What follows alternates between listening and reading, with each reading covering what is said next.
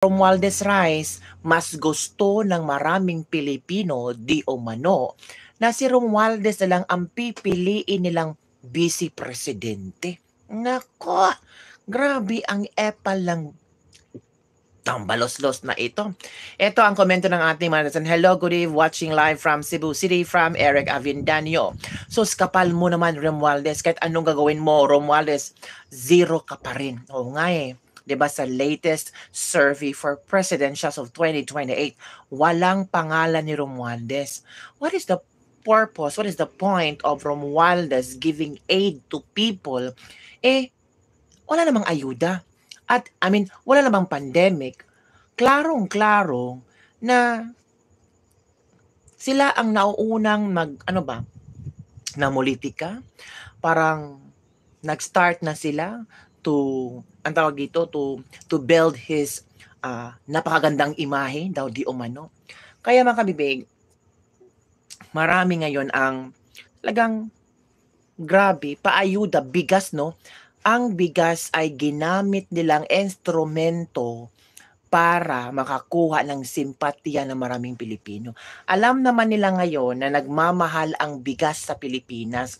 Sobrang hindi, yung other people can either afford to buy rice, pero yung mga, ang tawag dito, yung konti lang yung sahod or yung below average or below the minimum wage earners, natural, mahihirapan talaga na bumili ng bigas.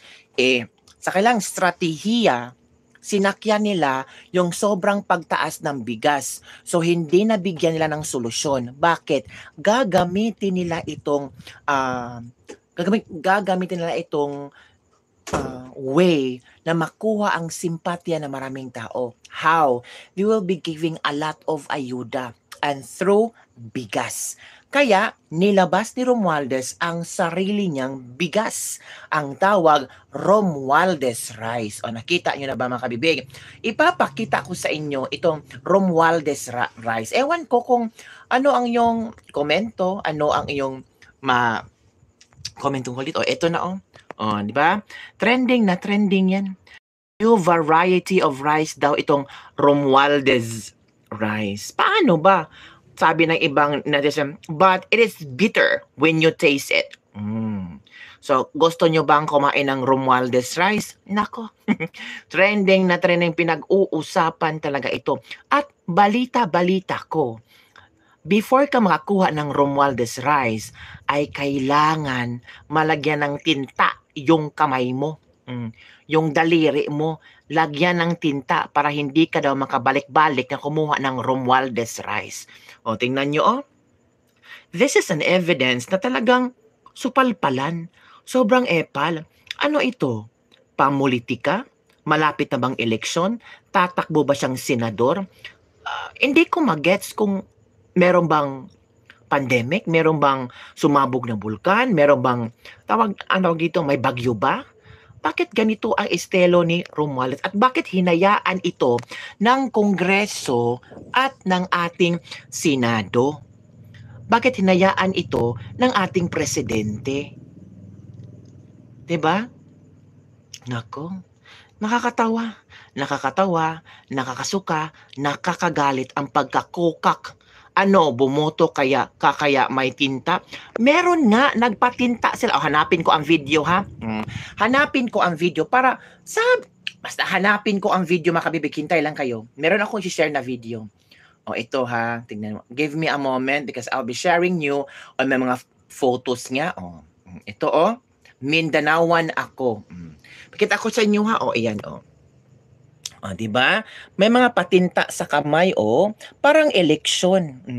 NFA yan at old stock. So binigyan nila ang NFA para sa sambayan ng Pilipino. So hanggang NFA lang ang ibibigay nila sa mga Pilipino. May patinta sila. Hanapin ko pa yung ibang videos ha. Para klarong-klaro ba? 2 kilos daw. Nang snack raman nag-snack daw sila pero biglang may nagbigay ng 2 kilos rice at ito ay ibinigay ni Romualdez. Ito, pakita ko sa inyo ang video ha. para naman sabihin nyo, totoo talaga ito. Hindi ito gawa-gawa lang. Oh, wait for a while. Hello? NFA yan at Old Stock from Eric Avendaño, Romulo Lorica, yan ang 800 billion na ayuda. Daot na bugas from Miss Butterfly, yes. Wa epek rin niyang ganyang style. Kulilat pa rin sa service si Tambayuda from Jean Green. Wala ngang pangalan ni Tambayuda sa 2028 presidential bet na mga tao. Josephine Cornelius, hi kabibig, nakaabot din sa live mo from Maryland, USA. Kokak, lumang bigas ni Tamba at Yeda, kainin muna nila kasama ang pamilya nila. Do you think kakain sila sa bigas na pinamimigay ni Romualdez? Hindi. After nila pamimigay dyan, tumatawa na lang sila. Sabihin nila na, ay nako, nauuto natin pa rin ang mga tao, nabudol pa rin natin ang mga tao nang dahil lang sa bigas, di ba? Bakit wala sa Marikina? Nako, hintay ka lang dyan. Darating ang bagong variety of rice. Ang tawag dyan, Romualdez rice. O, di ba? Ang very intelligent talaga ang nakaisip, no? Grabe. Palakpakan naman dyan, mga kabibig, mga kakokak. Gloria Skimmage from Germany. Palakpakan naman dyan kung sino ang nakaisip. Brilliant idea talaga, Romualdez rice. Magkano kaya itong Romualdez rice? Ay, exclusive lang yan kabibig. Exclusive lang yan sa Tingog Party List. Nako, very active ang Tingog Party List. Kaya meron silang Romualdez rice. Iba no? Si Bongbong nga, walang Bongbong Marcos rice. Si FL Lisa nga, walang Lisa Marcos rice. Tanging si Romualdez lang, merong Romualdez rice. From Marvin, asa na opposition, sabi ni Saba at Makabugok Black, bakit hindi nyo binatikos to? Bakit tahimik kayo o nangangarap kayo na mapasama sa tahanan ni Kuya? Magandang bumili ng lumang bigas, patuka sa manok kasi napakamahal ng feeds sa patuka ng manok niyan. Tambayuda. Saan kaya kumuha si Romualdez ng bigas na pinamimigay niya? May kadiwa store naman si Bongbong Marcos. Bakit hindi niya doon ilagay? 'Di ba? Sunod kabibig, Tambaloslos rice. Tambaloslos rice is coming to town. Resign BBM from Reynaldo's Hotel. Pinoy farmer in Bukidnon, 2 kilos sa 7 tao sa isang pamilya. Vote buying na yan. May komento si Pinoy farmer in Bukidnon. Vote buying na daw ang estilong ito. Kasi wala namang kalamidad, di ba? Bakit palaging mamibigay ng Tambaloslos rice, Tambayuda rice? Diba? Yari sila to kay VP Sara itong July 20 sama sa Maisog lalabas lahat ng mga baho nila yan. Ilalabas yan, I'm sure. At meron rice idol, bangag. Andik rice, bangag rice. Kung kakain ka sa bangag rice, high na high ka. Ay, galing no?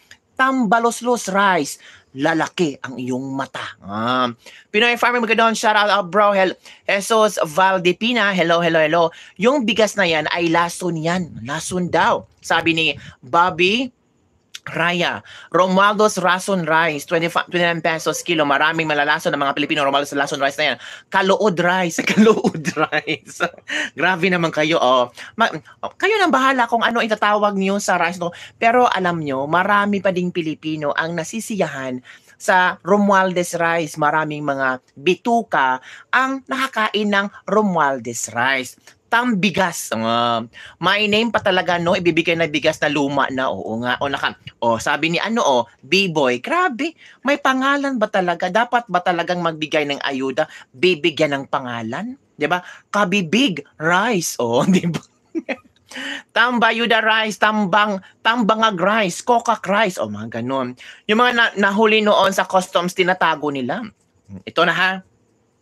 Manood tayo ng video kung saan trending itong tambaloslos Romualdez rice. Ito na. Ipakita ko sa inyo. Tingnan nyo. Salamat po sa bigas, Speaker Romualdez. Ano ba? Magbibigay lang ng bigas, may pangalan pa ni Tambaloslos. Di ba? Nakakatawa talaga itong tambalos-los rice na 'to. Ito na mga kabibig ha, manood tayo. Pinagtatawanan na lang. Oo. Tax ng bayan, kita-kits na lang po sa dulo ng ballpen. Yan natural. Tingnan niyo. Oo, 'di ba? Ano 'yun? Merong pa-ink. Tingnan again. 'Di ba? Tingnan niyo. May pa-ink ya. 'Di ba? Yan dapat pag kumuha ka ng tambalos-los, Romualdez rice, dapat merong tinta sa kamay mo. Grabe, eleksyon. Eleksyon na pala ito, TP Abaca. Vanessa Morico, Banua Kabibig, sure na yan, bigas na yan, may luto na, singiwi, butod, tambalos, mga anak, munang magsain, kainan live. Dapat, tingnan mo Tingnan mo ang kamay meron talagang ink na inagay. Bakit? Ano to, eleksyon? Grabe, parang sarili niyang pera very confident. Ayan, ano yan, boto? Boboto ka pala pag bibigyan ka ng bigas. 'Di ba? Para sarili niyang pera. Delikado kainin niyan, tatailabas. 'Di ba? Matatai ka pagkakain ka nito. Dapat ang pangalan Tamba. Baka People's Initiative yan, pirma. I don't know. Wala pa ngang sinasabi kung meron bang People's Initiative. Pero may sure na vote buying yan. From Pinoy Farmer in Bukidnon PH. I don't know ha. Pero, in fairness, ito ay isang, tawag dito, ito ay isang ebidensya. Yung video na ito ay ebidensya talaga mga kabibig. Dapat silang unang kumain ng bigas na binibigay nila from Miss Butterfly. Okay, totoo nga, may tinta. May tinta nga. Hindi naman ako gagawa-gawa na istorya kung walang mga ebidensyang video. Romualdez, ano ba naman yan? Ready na. Kayo talaga. Tingnan nyo, may tinta. Diba? Atin, continue. Diba? Tingnan mo, Tingnan mo to, si Lolo, may dalang bigas, tinitingnan ang kamay niya. May tinta. 'Di ba? So ano masasabi nyo dyan? Gawa-gawa lang. 'Di ba? Romualdez rice on board. Tax ng bayan. 'Di ba? Alerke. Grabe talaga. Hindi sila nahiya. Grabe. Sure na lahat kainin niya magpurigit akong from Vanessa Mori. Animal ka, BBM, animal ka din. Tingnan niyo. May patinta pa. May patinta si Kuya. Si Kuya, si Lolo pala, proud na proud. Diba? Ano ba? Magbibigay ng bigas, may pangalan pa. Pakita lang si Jamagno kung incentive pa rin ang tawag dito. Ay, ewan ko ba kung incentive ba ito. Pero na-shock na lang ako kabibig ba na ganito yung estilo nila. Yan si Lolo, na-shock si Lolo. Di ba? Kunin lang nila kasi pera naman ng taong bayan yan, pero wag iboboto ang tambayuda. Ano yan? Bumoto, may ink. Ay, nako. Parang may election. Oo nga parang may election Tama ka, Eves. 58 Bohol TV. Parang may election. Salamat bibig, pinakita mo. Kailangan ko talagang ipakita. Baka sabihin yung gawa ko lang ito. 'Di ba? Don't forget to i-share nyo. I-share nyo ang video ito para maraming makakaalam na may election na pala. Pamimigay ng bigas pala. Oo. May eleksyon na pala kabibig. Ink ba yan sa COMELEC during election? Bakit pinapagamit kay Tamba? Magkasabwat na yata COMELEC at Tamba, sabi ni Eric Avindanio. Naku. Tinaman si Lolo, bakit kaya binigyan ako nilapatan ako ng ink? Eleksyon na ba? Yan ang tanong ni Lolo. Nakaw mga kabibig. I-share nyo ang videong ito para maraming nakakaalam sa modus ba ito? Hindi ko rin alam kung modus ito. Estelo ito. Estelo ito ng pamimigay. Nagpasalamat naman po sila. Dapat din natin pasalamatan si Romualdez Rice. Bakit? May mga tawag dito, gutom na tao tawag dito ba, nakakain sa araw na ito, di ba? Salamat po sa bigas, Speaker Martin Romualdez. Ano ba? Magbibigay lang ng bigas, may pangalan pa ni Tambaloslos. Oh. May tinta pa sa kamay. Oh. 'Di ba? Simulan ay ang aga ng eleksyon mga kabibig. But I was wondering kabibig, bakit may patinta? Kailangan ba talagang ilista ang pangalan mo kung magbibigay ka ng ayuda? 'Di ba? Bakit magpasalamat sila pera ng taong bayan yan, hindi sa kanila yan? Purikit na ba si lolo niyan? Ay, ewan ko. Grabe, akala mo kanilang pera, makakapal talaga ng pugha. Kabibig, share ko kaso wala na nag-comment kasi black ko lahat ng Pinoy. Nahudutan ako lagi. Nako, bahala ka dyan mo, Vanessa Mori. Basta i-share mo sa mga friends mo. Oh, okay. Nabuang na si Tambay, ewan ko. Oy, baka estilo nila ito na ipapakita na kailangan nilang mabigyan. Kailangan mabigyan ng ayuda ang Pilipino. O, 'di ba? Yan kita nyo naman. Oh. Parang naawa ako diyan sa tao Pinas, kawawa talaga from B-boy, 'di ba? Sobrang pamumulitika ng mga ipalitikong politiko kapalmoks from Ate Susan. 'Di ba? Kapal talaga. Sobrang kapal ng pagmumukha. Sa Tagum City po 'yan, kabibi. Dito sabi ni Bisdak Baguhan Videos Bisdak Baguhan Videos. Salamat naman at kinonfirm mo. Sa Tagum City pala ito, kabibig. Ako, baka magamit nila yan sa eleksyon. Dating gawain na nila yan, kaya sinusuka na siya sa lugar ni Tamba Baboy o Miss Butterfly. Sa ano pala ito? Sabi ni Bisdak Baguhan Videos ay Tagum City pala itong nangyari. Basin ihapon na nila, bali isulat na ang survey kung pila ang nakadawat. May palayan na si Tamba. Naku, may palayan talaga siya. Meron na siyang palayan, kaya meron siyang Romualdez Rice. Indication kung saan banda ipapatak ang tinta. Parang bilang nila kung sino-sino ang bumoto sa kanya. Uy, grabe naman yan. Don't forget to like this video. Na-like yun na ba ang video? I-like nyo ang video para mag-trending tayo. Para matrending ang ginagawa ni Tamba, para marami ang magigising sa katotohanan. Ano to, gamitan? Ano to, mamimigay ng ayuda, may patinta pa sa kamay? May bagong variety na pala ng bigas. Tamba talaga. Bagay Romualdez Kapitan. May atrophy na yan si Tambalos. Grabe. Dapat nang ireklamo ireklamo sa ombudsman. Talaga ba? May power ba? Sino ang magreklamo? Sino kaya ang magreklamo nito? 'Di ba? Bagong variety po ng rice 'yan. Parang 666 lang. Tatak muna bagong bigyan ng bigas. Diyos ko po. Ba't mahal? Nagsalita na si ba't mahal ang bigas. Ba't mahal ang bigas? Kasi may tinta. Dapat pagbibigyan ka ng bigas, dapat may tinta.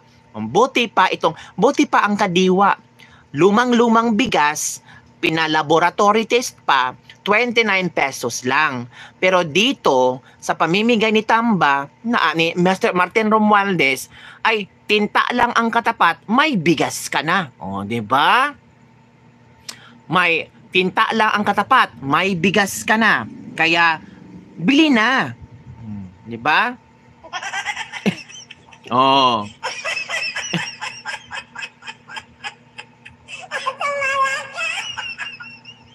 Tingnan nyo.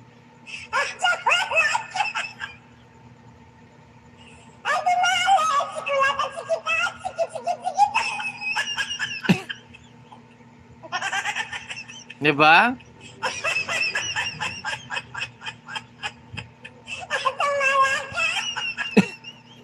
Grabe.